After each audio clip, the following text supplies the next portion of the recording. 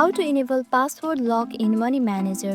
In this video, I'm going to show you how to enable password lock in the Money Manager app so your financial data stays private and secure. So let's get started. First, launch the Money Manager app on your phone. Here, tap on this More tab right here. Then scroll down and tap on Settings. Here, look for the password lock or app lock. Scroll down. You can see password right here, right? Tap on it. Now enter your password